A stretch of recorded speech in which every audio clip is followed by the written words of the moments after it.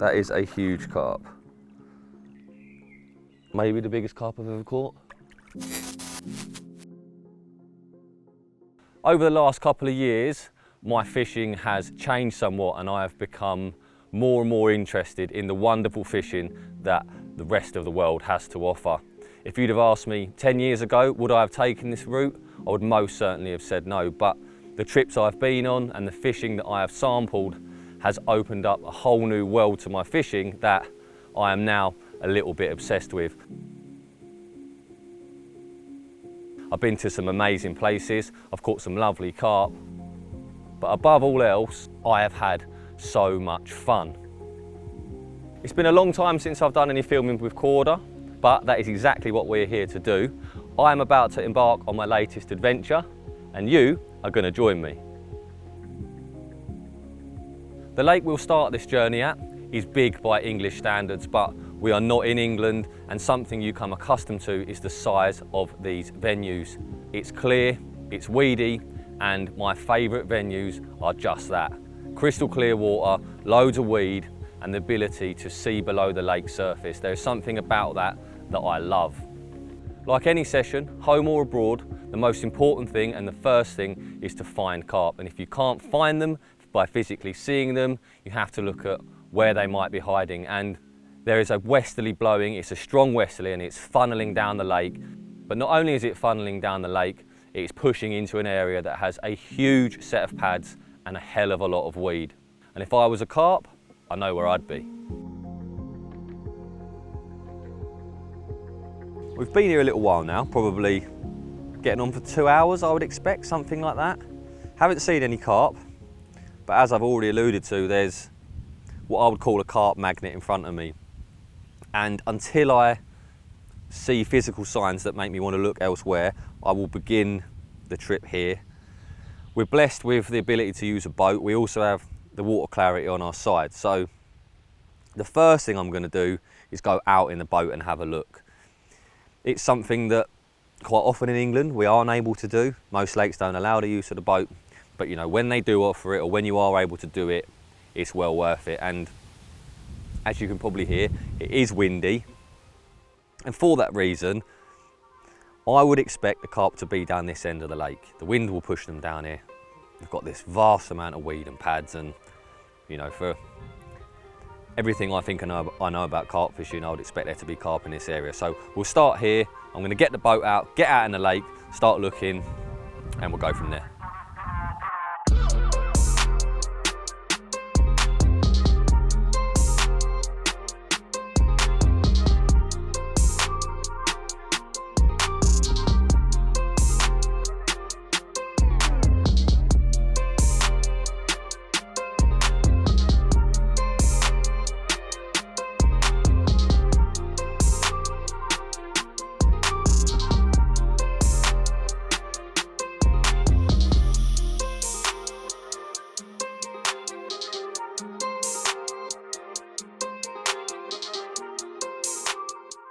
All is not always as it seems.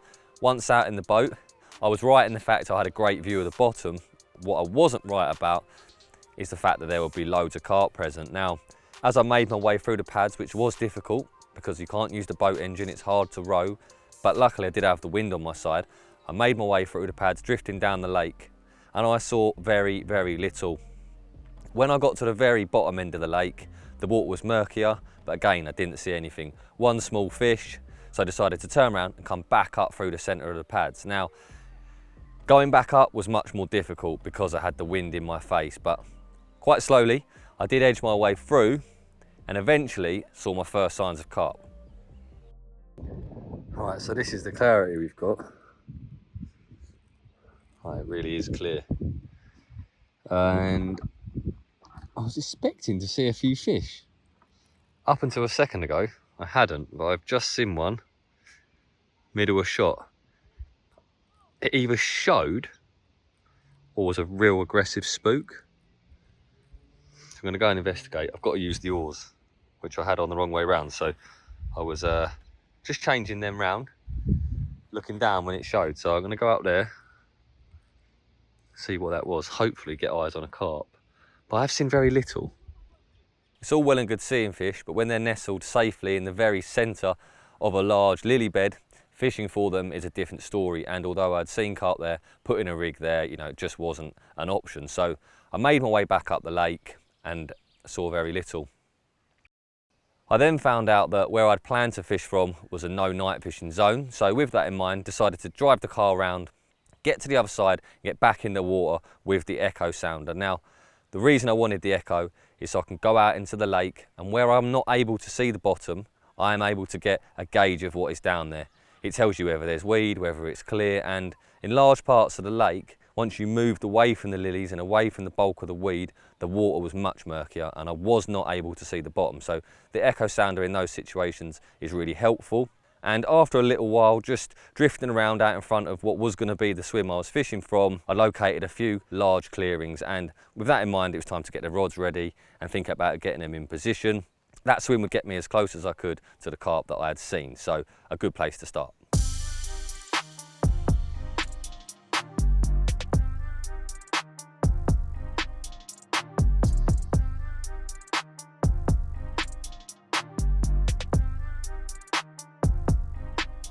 Okay, rods are all rigged up and ready to go. This one in my hand is going to be the first rod to go out. And in terms of the setup I'm using, it is all very, very simple stuff. So this here is a lead clip, and believe it or not, that is a ready tied lead clip leader. Not something I would use back home because I use helicopter rigs and I like to tie them how I want them to be. But for me, a lead clip is a lead clip. And out here, I've got big leads, 10 ounces attached to these. That is just there to hold a lead and drop the lead. The hook link is 30-pound armour cord, so super strong, and there's about 9–10 inches of that. So not short, not long, in between. And that will settle over pretty much any bottom and will suit any ground, whether it's silt or gravel. The hook is a size 4 wide gape X, which I use home and abroad. I absolutely love them. There's a spinner swivel under there and a bit of shrink tube over the top. And then you've got an 18mm squid goo wafter, my old favourites. And then attached to all that is the mainline braid. And on this reel, I have got 20-pound sub braid. There are times that I will use apex braid, which is a floating braid. Of course, sub braid is a sinking braid. And depending on the situation, I will chop and change between the two. If I'm fishing miles out and there's lots of stuff across the bottom, snags, things like that, I'll go for the floating braid. If it's relatively close range, then generally I will go for the sub braid, which, as I just said, is a sinking braid, but super, super strong all the same, which on a lake like this, which has got pads and weed, is important. And out here, I've found that you can go a little bit cruder. You don't have to worry about the things you might worry about back home. So strong, reliable tackle that is suited to the task at hand. That's it. Let's get it out, shall we? Got 4 of these to do.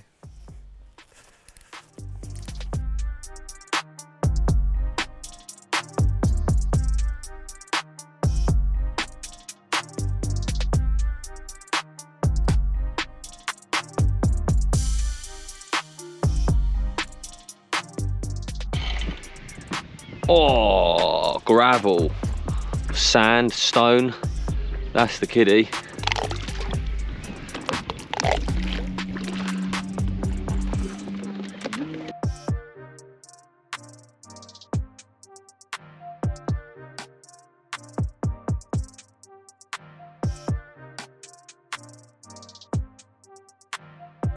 Can bow selector, mate, buzzing.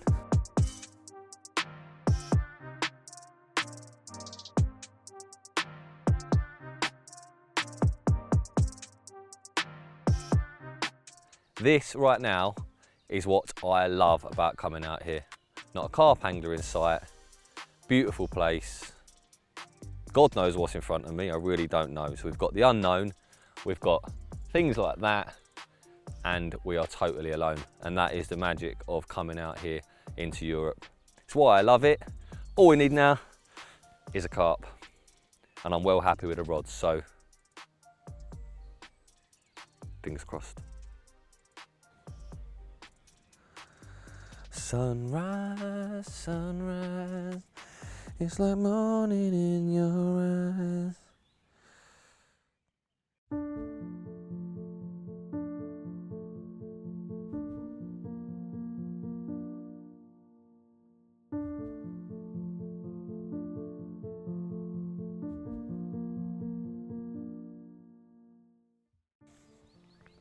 Last night I was talking about how wonderful everything was and looked, and I'm going to coin a new phrase, and that is that every silver lining has a cloud. And it seems the cloud here is large numbers of bream and hybrids, which I have caught plenty of throughout the night. Could barely keep rods in the water. Haven't seen anything in terms of carp since that one I saw in the pads yesterday, and that is not a good sign. If you've, or for anyone that's followed my European adventures on topography, you will know that I do a lot of moving around, and if it's not looking good, I will just move, and I think that's going to be the plan for today. I am going to have a look down the bottom again in the boat because there's no wind, it's calm, and it will be easier to look down there. But unless that, unless that shows me something magical, then we're probably going to up sticks and head elsewhere, because time is of the essence. You can burn a lot of time doing what I do, moving around, traveling here and there, it's long journeys, and the fishing time can be limited, but you need those opportunities, and if you can't find them, you need to just, get on the road and make it happen elsewhere. So I think that'll be the plan. Certainly what I'm thinking now. I've packed a lot of my stuff up. I just need to get in the boat, go and have a look down there and make a decision. But yeah, I've seen and heard nothing since that fish yesterday, so it's not looking good here. It's a big lake, and as much as I could just stay here, I don't want to do that. I very much enjoy going to different venues. So that's what we'll do. Once I've drunk my coffee, which is an Azera latte. Never had it before, and it is delicious.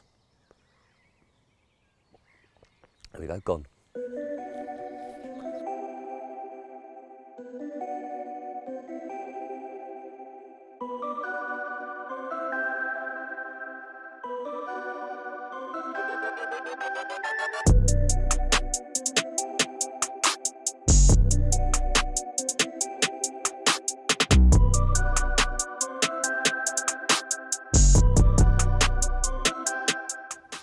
We've come to a canal.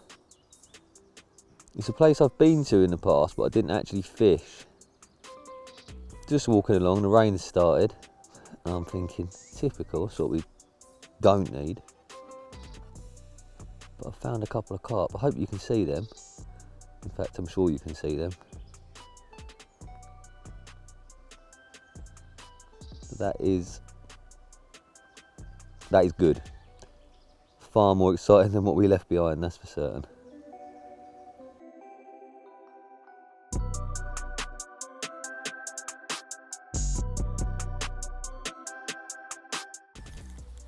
Look, oh, I just ate off the weed. Look at them, look, having a go in the weed, look. Oh, look at them, mate. 100% they'd have a bit of bread, wouldn't they?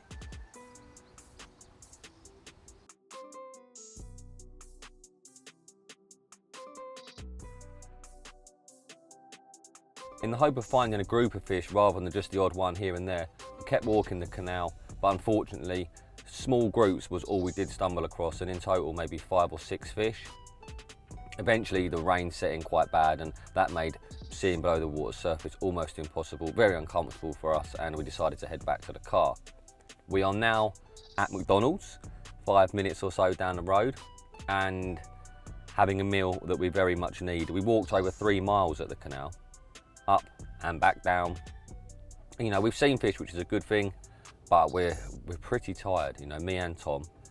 3 hours sleep last night, broken sleep as well, so yeah, running on empty really after that long walk. So we're gonna get some grub inside us and then head on to the next venue. Maybe go back to that canal tomorrow, not too sure, but we're gonna keep on looking. The weather's been dreadful, and this was just what the doctor ordered really. So I'm gonna finish my chips, eat my burger, and we'll get back on the road.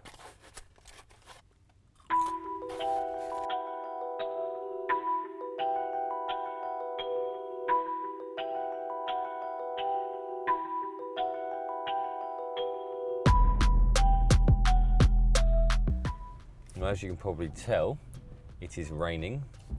It's quite windy as well, and it makes this sort of thing so much harder in terms of finding fish. It's not just horrible to be out in when it's chucking down the rain, but you can you know, you can't see anywhere near as well. It's just a bit of a pain in the arse, but it is what it is. We'll just have to make do. We'll have a look here, see what we can see. Hopefully the rain doesn't last too long. But it ain't ideal, I'll tell you that now.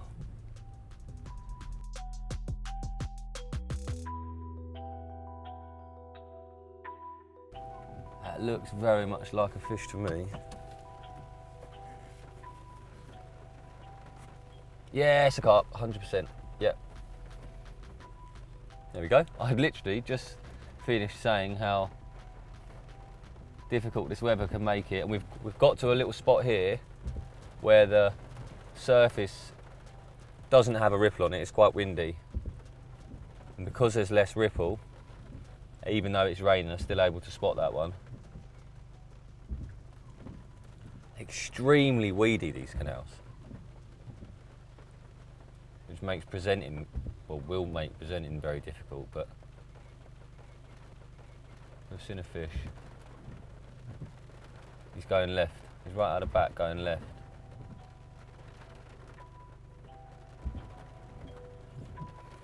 I had a tiger, mate.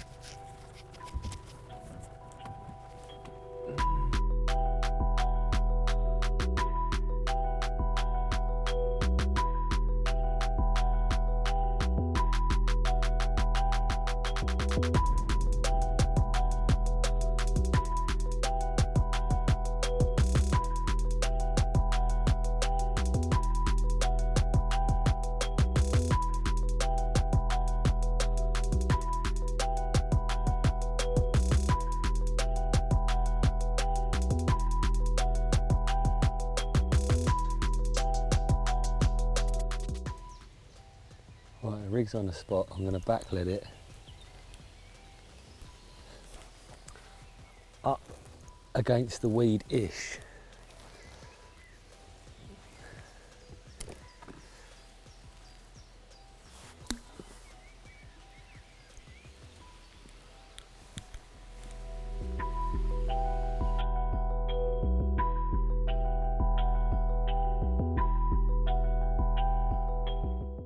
I feel like the main reason you're filming me getting in and out of the boat is so you can film me falling. I am prone to a falling as well.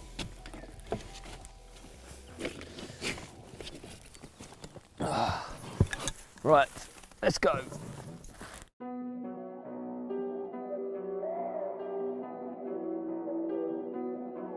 Tiny little twigs I want to get rid of.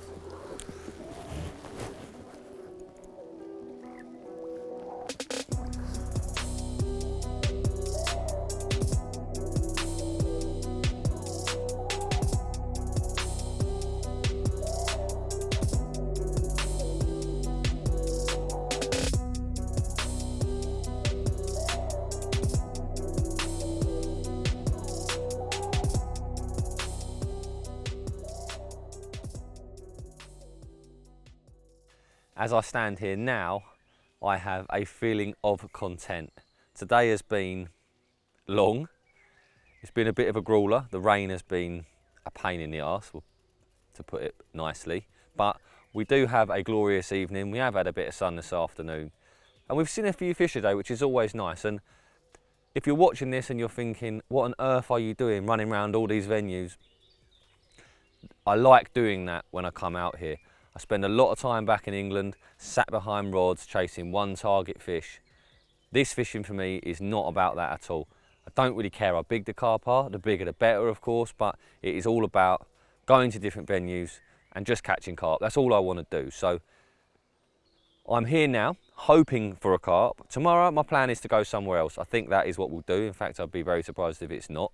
But in the meantime, we will enjoy the evening. We've got a selection of lovely barbecue goods on the floor. The barbecue is almost ready and it is a glorious evening. All the rods are out there sweet. And like I say, I'm feeling pretty happy. So fingers crossed for the night. I have seen a few small fish, which after last night, I really hope I do avoid, but we will see. That is part and parcel with these kind of places. And you know what? Canal fishing, never really been my thing. I've never really liked it, but this place is beautiful. and I'm loving every second of it at the moment. So I'm going to lap it up, eat some grub, and hopefully catch a carp tonight. That will round off a long and tough day perfectly.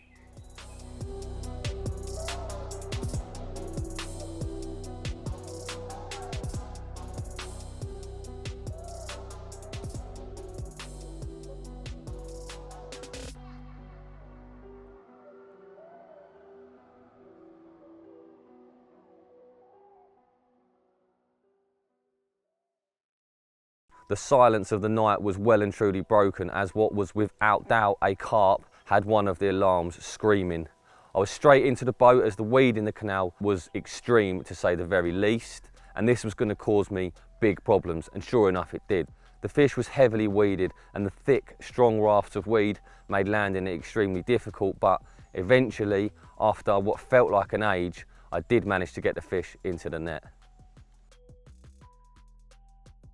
Right, I don't know how much of that battle has been captured on film, but whatever the case is, take it from me, that was a savage boat battle. The weed, a joke. I knew it was bad, but that was beyond my wildest dreams. Never have I had a carp weeded like that before.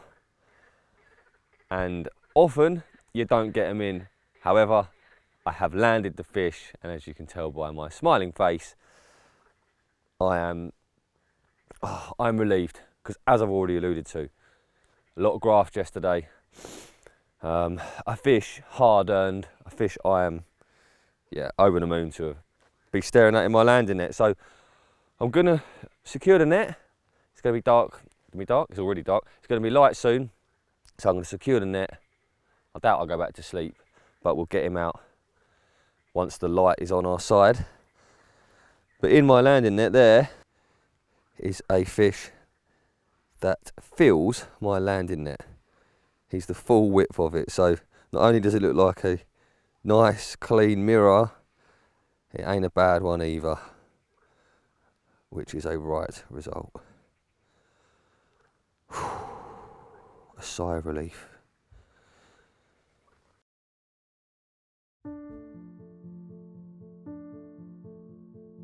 As dawn arrived, so did lots and lots of rain, and we found ourselves bivvy bound for a large part of the morning. The plan was to wait for the rain to stop and then get the fish out, but it showed no signs of stopping.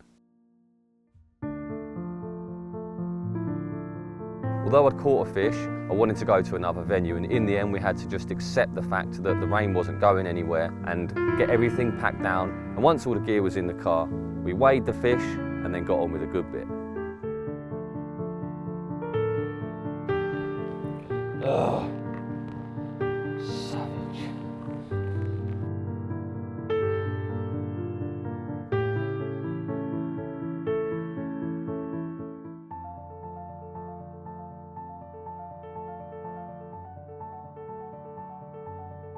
Look at the lips on this thing.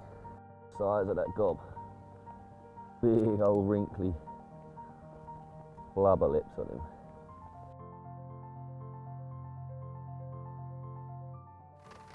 Well, here he is. 33 pounds of wonderful canal carp.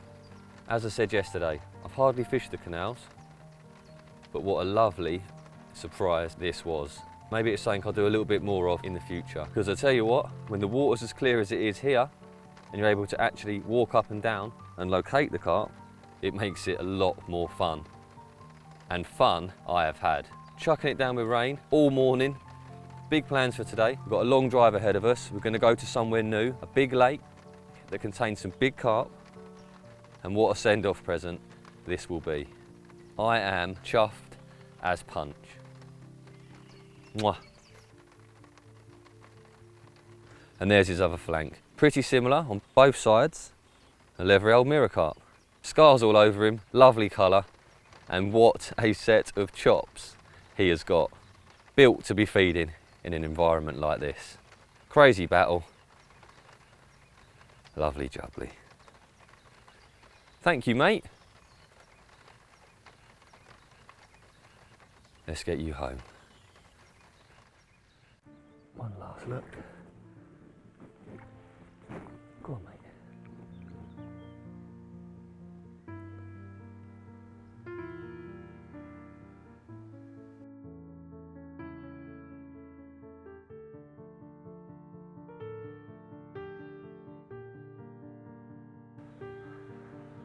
Oh, what a sigh of relief.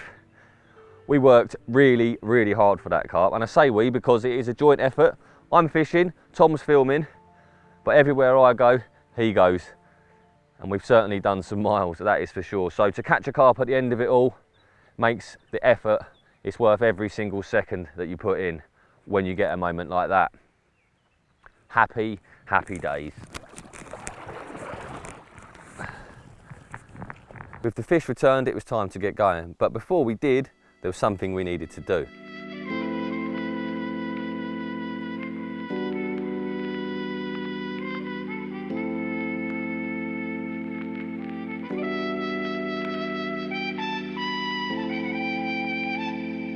Freshened up and ready, we got going, and all the way to the next venue, it rained, and it rained hard.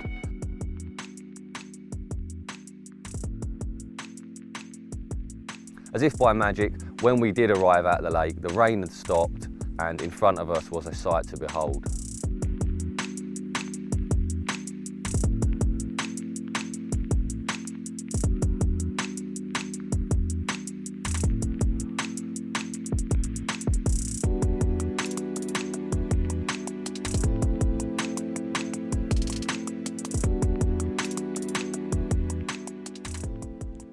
We have reached our destination, and it is one hell of a destination as well. It's a big lake, it's a beautiful lake, and this is the less picturesque end of it, which is saying something because the views from here are stunning. Just a little bit less woodland. However, the wind is blowing down here. I've been sat in the car for a while and have seen, Tom reckons he's seen one, definite carp. I've seen 3 not definite carp. Now, one thing I have to get used to on these lakes of this size is the scale of fish that you see show. So I've seen 3 shows, which I would say 95% sure are carp, but not 100%. So I'm kind of hanging it out really. I just want to guarantee that what I've seen is carp. And then I'll get the rods in the water. I may well just get them out anyway, you know, because this does look a pretty good shot. I think it's a good place to start, you know, to say the least. We haven't got long left of the day because it took us a long time to get here. So I'm gonna hang it out for a little while. The sun's come out, which is nice. Been a while. But yeah, hopefully just get eyes on one 100% carp, and then we'll get some rigs in the water. But like I say, I'm not gonna wait forever. I will just go on what I've seen. It's a starting point. So fingers crossed. We'll see. But I'll tell you what, I'm happy to be here.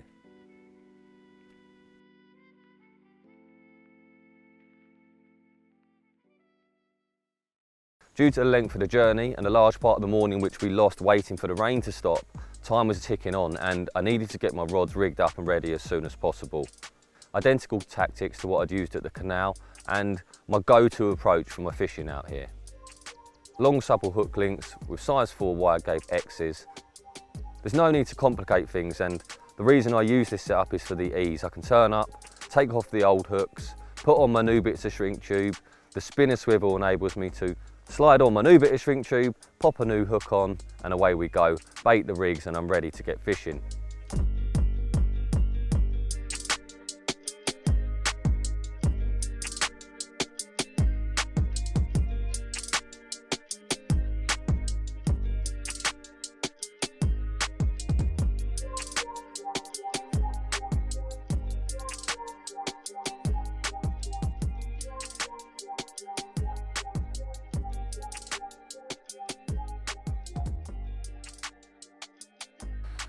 Right,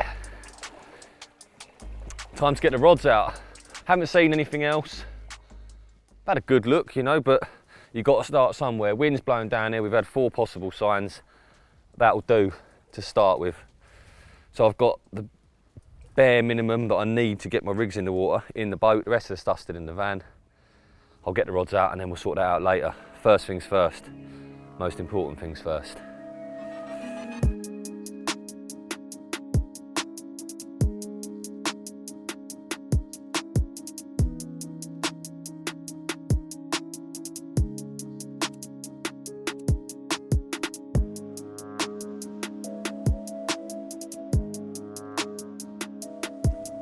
Eating boilies. It's good for you.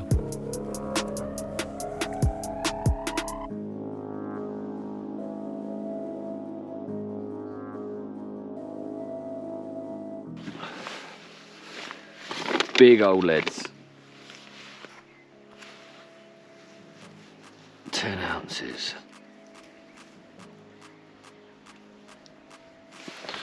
Right, I want to be in 9 foot. I've got so where are we? There we go. 9 foot here off the back of the boat.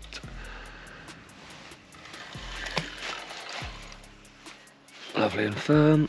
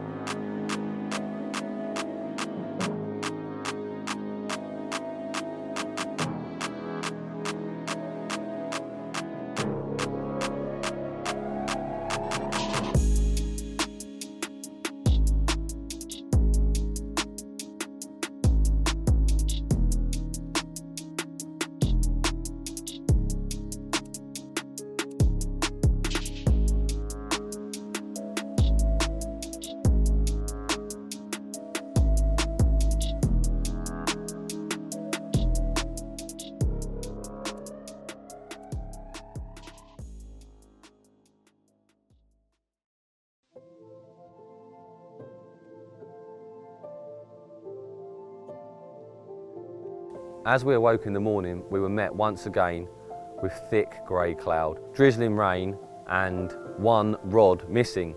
Unfortunately, it wasn't a carp. I caught a bream just before it got light, and that was to prove a common theme for the first hour or so of daylight, with bream coming to 2 of the other rods as well.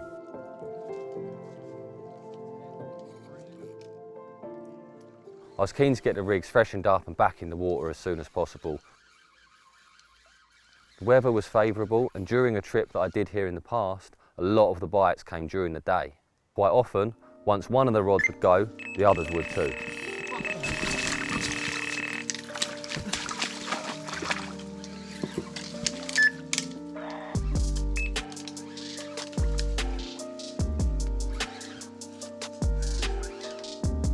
Right, I need to get in the boat, because this place is dodgy.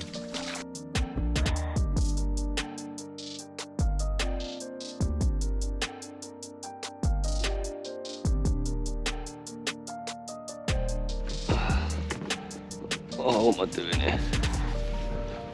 Got the net the wrong side of me.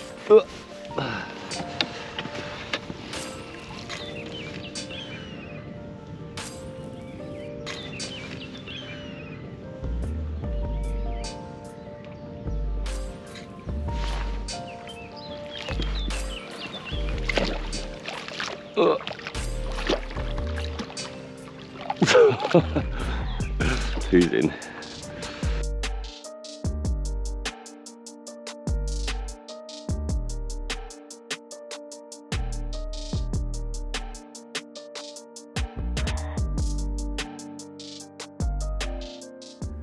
Not a big carp by any stretch, but he's the first carp, and the first carp's always an important one, so we'll quickly hold him up.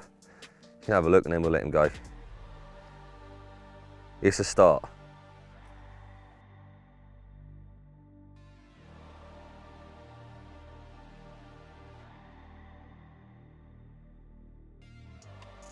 There we go. He's a nice clean little carp, that's for sure.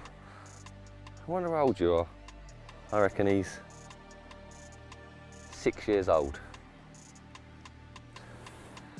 Right, I hate this saying, but I will say it. Go tell your mum.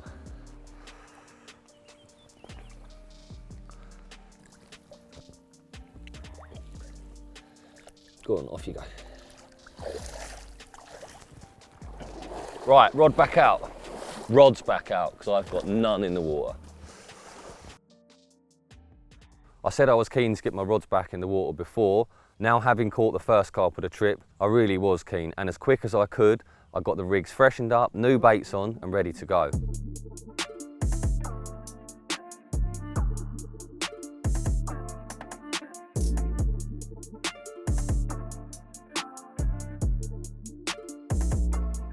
When you're out in the boat and it's windy, you drift. And it's very easy to drop the rig and lose sight of where it is. You think it's in one place, but it's not. You're drifting fast and you move through the swim, and what you end up doing with your bait is forming a line. Once the rig goes down onto the spot, I throw a handful of bait immediately over the top of the rig. Follow that with another 2 or 3. That sees the rig baited tightly, but the ripples from the bait that I'm throwing in act as a marker as I'm drifting away. Every second you're drifting further from the spot, but the ripples of your previous handful of bait are your marker float. From there, I'm able to bait accurately for as long as I wish to, as long as I keep eyes on the ripples, but I'm also able to bait with a big spread around the rig, safe in the knowledge that I know where my rig is positioned. Spot on.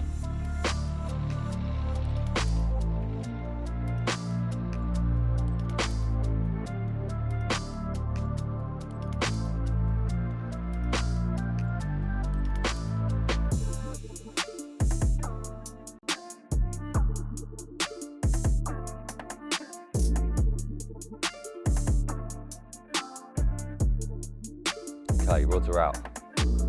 All at the same distance and depth as where I had the bite from.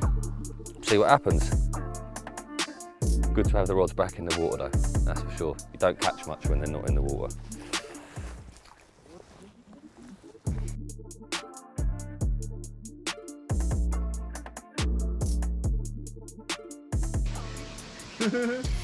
Oh, I've got to go. I've got a bite.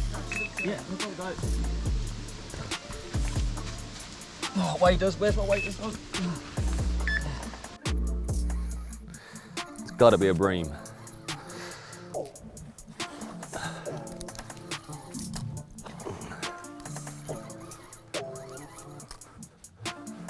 what's going on?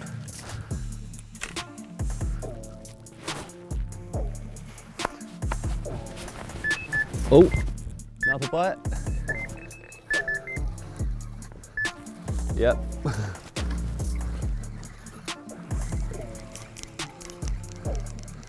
Oh, I just got cut off, didn't I?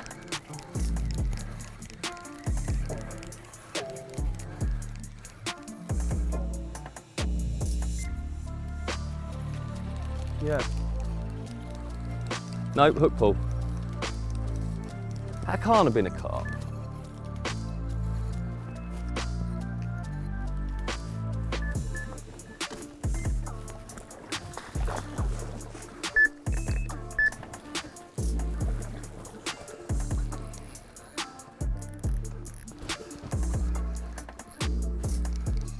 Weird, isn't it? You just get like, it's like they just turn up in numbers. 2 bites in 2 minutes. No idea what happened there. I'm sure they were both small. I think one of them, I don't know. The first one felt tiny. I was like skimming him and then he felt heavy, like. And then he came off. I don't think it weren't a carp though. The carp normally just rip. And this one, I don't know, there was nothing there. Strange. I could do without that though, to be fair.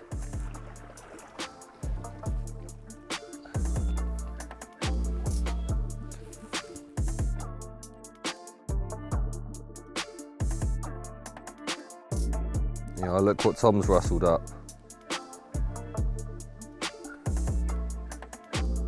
Just like to publicly say thank you. Pleasure. Can't beat a good fry up, can you, eh? Right, I'm going to eat this food and then I'm going to put the 2 rods back out. Priorities and all that.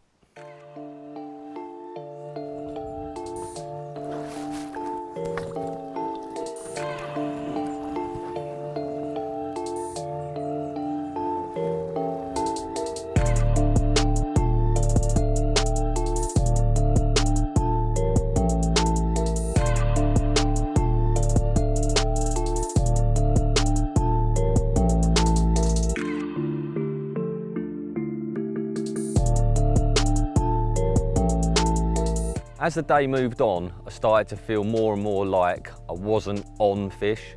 It's a big lake, they could be anywhere at any time, and having eyes on the water is very, very difficult because of its size. With that in mind, I decided to go around the other side of the lake in the van and sit in a position on a small bridge that enabled me to look up the length of the lake. I left Tom guarding the rods, and I'm sure you can guess what happened whilst I was away.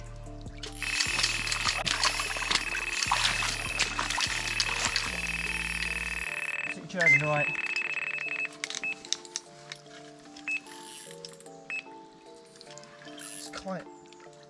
It's not very big, it's just churning. Yeah. Stood there filming you. That's so good. That's so good again, isn't it? Tom had mentioned that he thought it was a small fish, and as I made my way out in the boat, I must admit the fear did start to sink in that it was another small one, and sure enough, it was.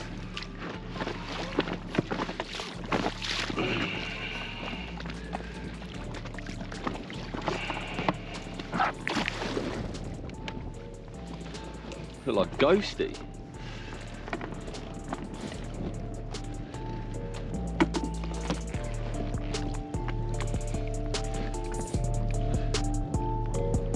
No, just a little common.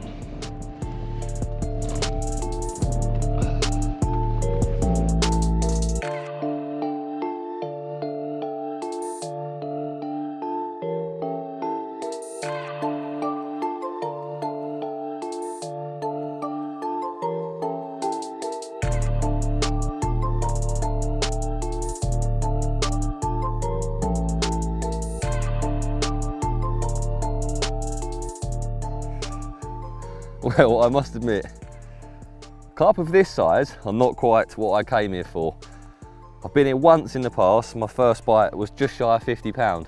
So a little bit of a contrast to that, but it's nice to catch carp from a lake like this, you know. Just catching carp is good enough. And I'm sure if we can nick a few more, a bigger one will turn up. There we go, that's my prize for now. Little common, who is keen to get home. So I'm going to put him back.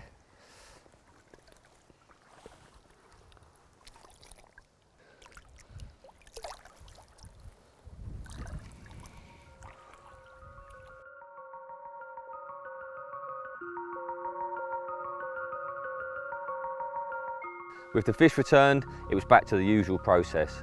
Refresh the rig, jump in the boat, go out to the spot, re-drop the rig, and then rebait.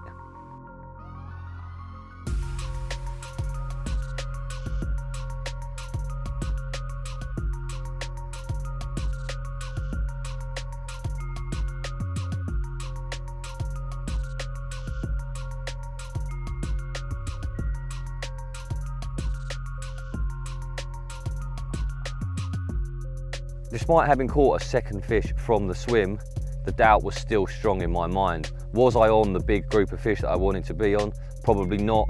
Should I move venues? Potentially.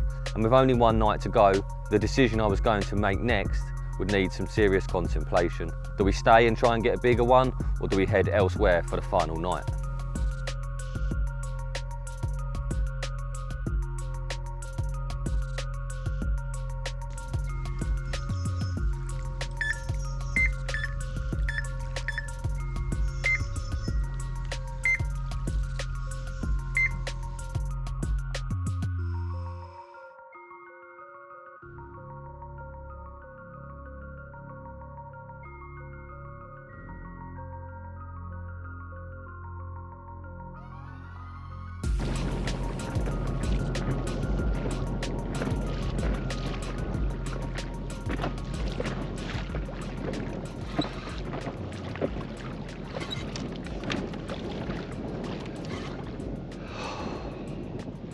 This ain't a small one.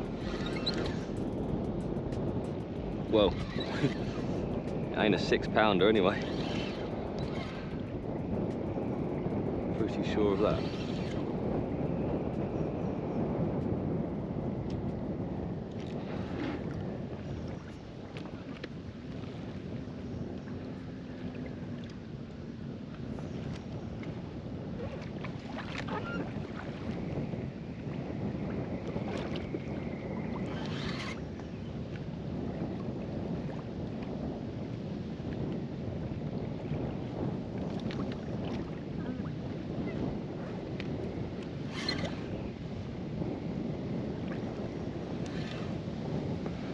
Oh, he's come off.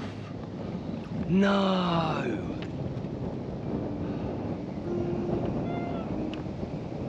Fuck off. Ah, you bastard.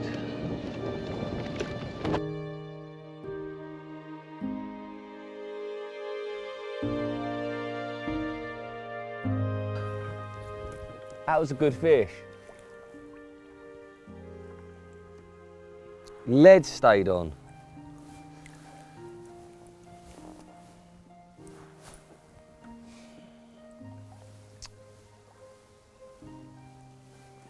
Fuck.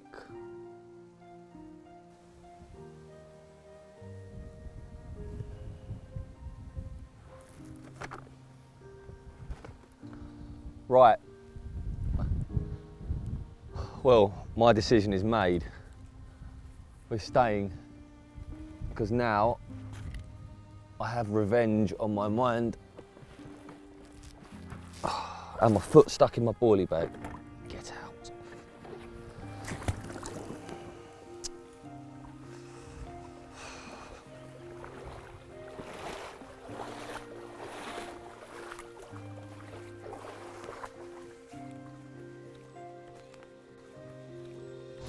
Whoa.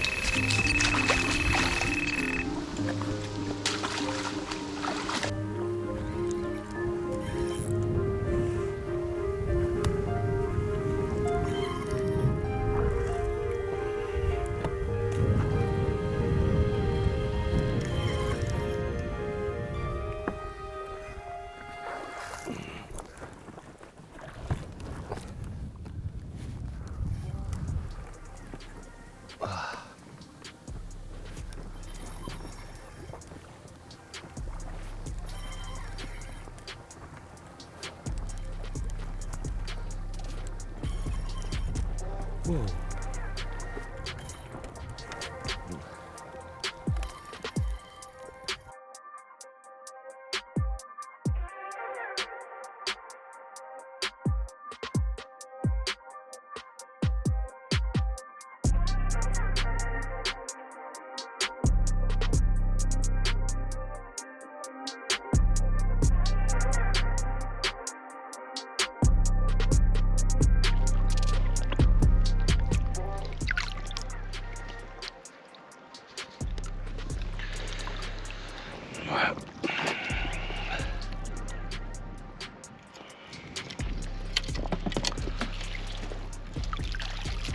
Go on, off your trot.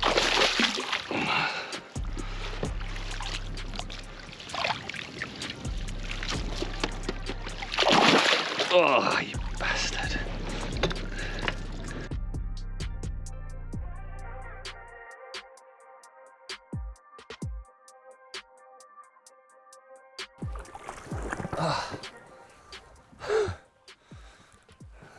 It's always the big one that gets away, isn't it, eh?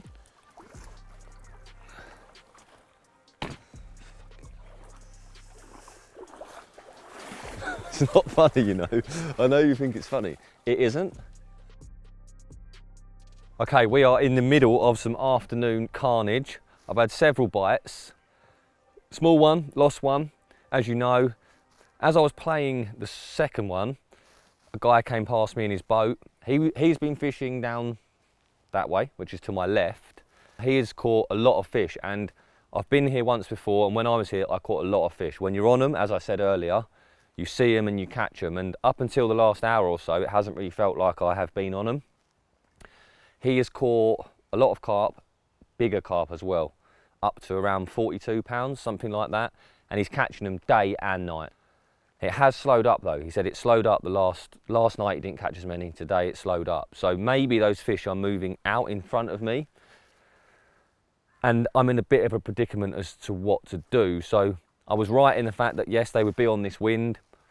He's in pretty much the last area you can get to down there. So I couldn't go that far down. He's now gone, and I have the option to go down there. It looks really good, and they have been catching fish, like I say. So yeah, I don't really know what to do. And yeah, as I was talking to him, one of the rods bust off. Got yesterday evening. Yeah. But in this area. Oh, okay. Oh, damn, mate.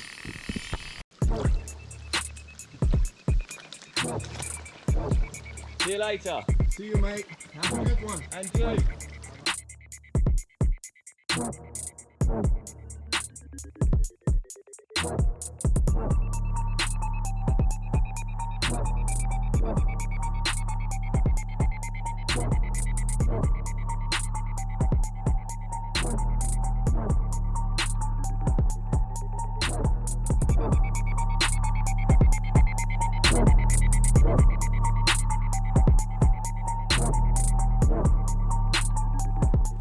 Right, what is going on? Right, let's get some rods, but do I just move? I might just move.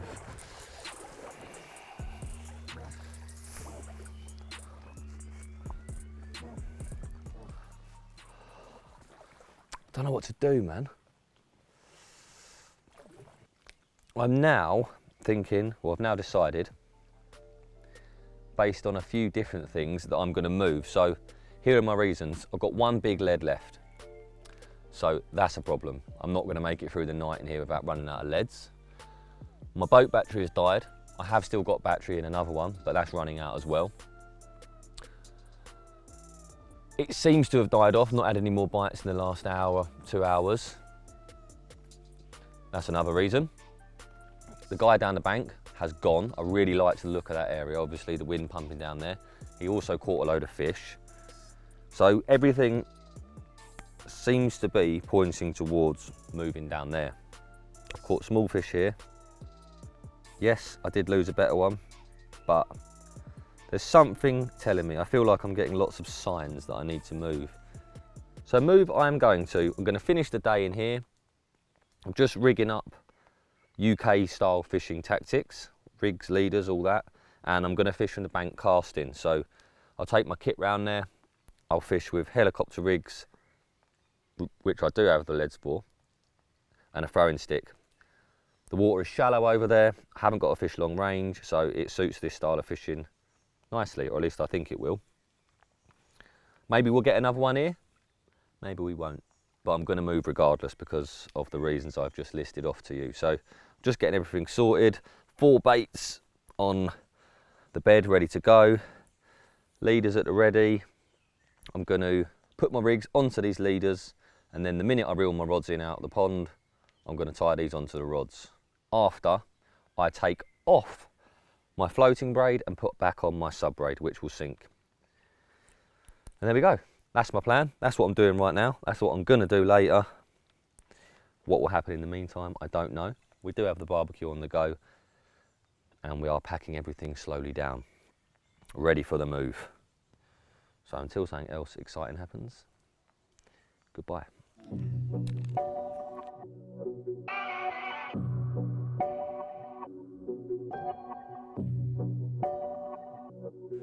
There we go.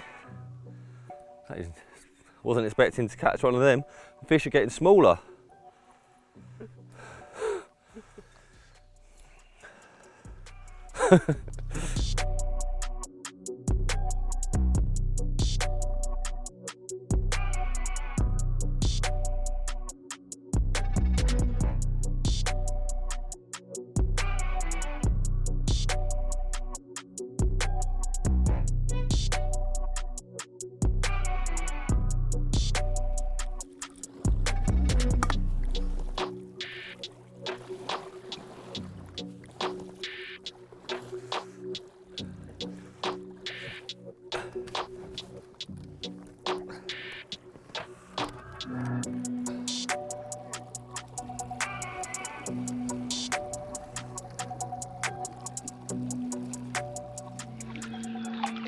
We are on the move, or I am. Tom is stuck climbing over a fence. I've got all the kit in the boat. There we go. All he's got is his bed chair, which he seems to be struggling with. I'm walking around there, lugging it myself. Cheers, El. Oh. Fuck's sake. Oh. Go and film Elliott, they said. Oh my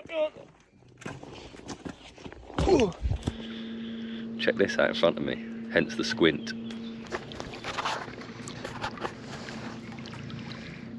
Look at that. Beautiful, isn't it? Tom's definitely stuck on the fence. It's a short walk, he said, just round the corner. Still going. Oh my god. First time filming with Elliott, last time filming with Elliott.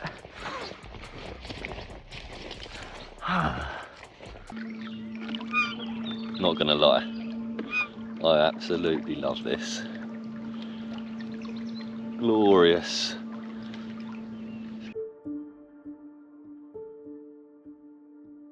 Once I arrived at the new swim, the first thing I did was have a good look around. I wanted to analyse what the options were I had in front of me, and it felt very different to the swim I had left. Rather than crowd the swim, I wanted to give the fish a little bit of room. My original plan was to fish with a throwing stick and cast, but once I got there, I decided rather than doing that and to get the range that I wanted to get, I was best off going out in the boat. So I checked all the rigs, got myself in the boat and made my way out in the lake to do the first rod. I didn't have the echo sounder on the boat, so instead I used the leader and the rod to measure the depth, slowly donking the lead across the bottom as I made my way out. Not only would this show me how quickly or slowly the depth changed, but it also gave me a good idea of what kind of ground I was to be faced with. Once out in the lake and in the areas that I felt about right, I clipped the rigs on, lowered them off the side of the boat and then baited them.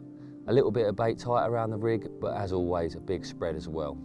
Throwing a couple of handfuls tight on top of the bait I'd lowered and then throwing more bait widespread all around the general area. As I've said previously, I like to do this. It helps to draw fish in rather than just fishing with one patch.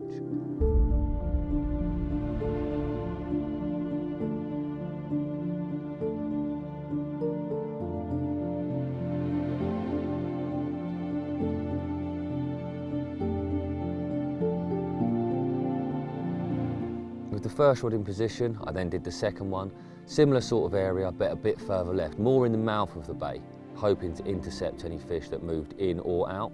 And on a lake of this size, they're the sort of things you've got to think about. Where are the fish going to come from? Where will they pass when they leave? And how can you intercept fish traffic?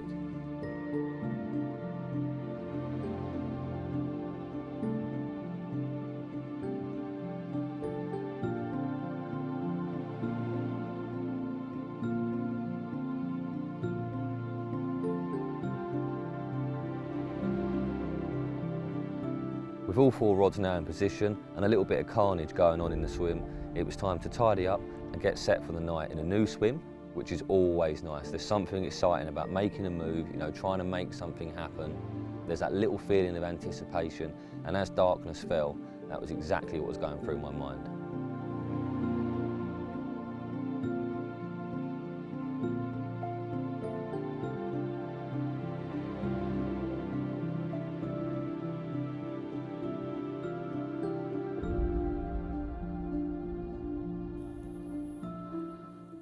Well, is there anything more magical than a fire? I don't think so. My granddad taught me how to make a proper fire. You start small and you work your way up. He's no longer with us, but we used to make fires all the time.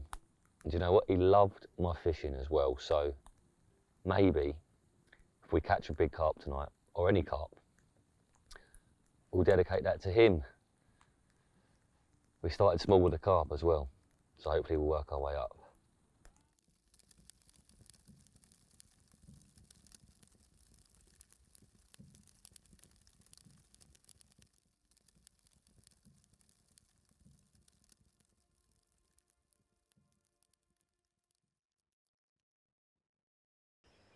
What a take that was.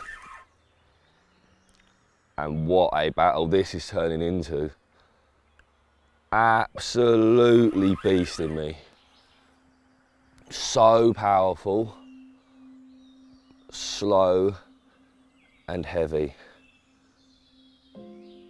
Oh, the first 30 seconds of this was intense. It's so strong. It's a joke. Oh.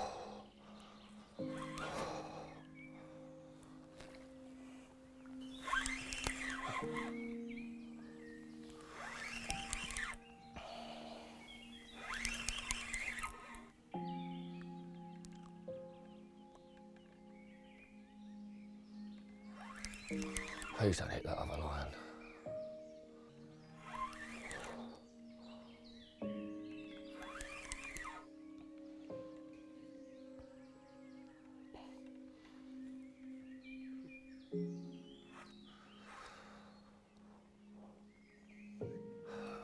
Demon of a carp.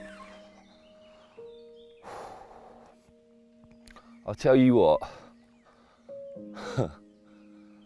Look behind me.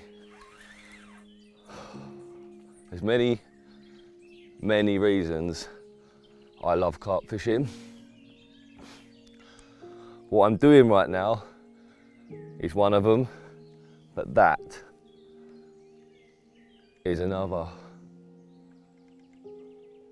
Special day to be alive. That. Come on, carp, here he is, near the surface now.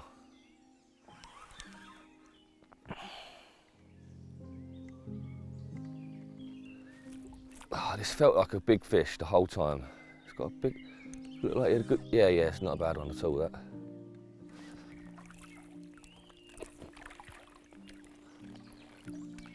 Oi, oi. Yes. Now that is for my granddad. Now, it's made me emotional, that is. You know.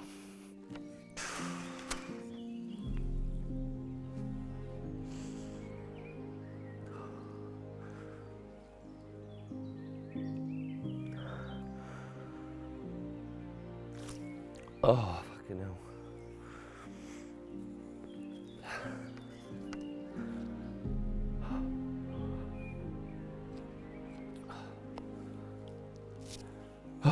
Sorry. I don't think about him too often for a reason. He's on my wrist, around my neck.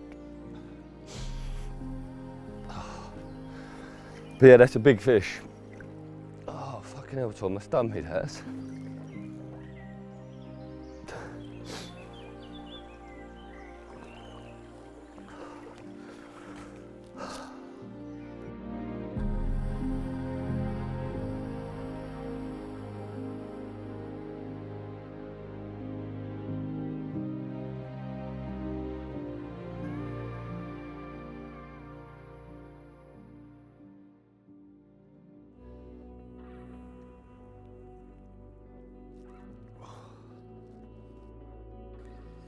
Okay, I'm going to keep this short and sweet because my mind is a little bit blown and this carp is a little bit heavy. When we set out on this journey 4 or 5 days ago, whatever it was, all I wanted to do was give you an insight into the fishing that I am falling in love with out here in Europe. We've travelled hundreds of miles, we've been here, there and everywhere, and I just wanted to catch a few carp.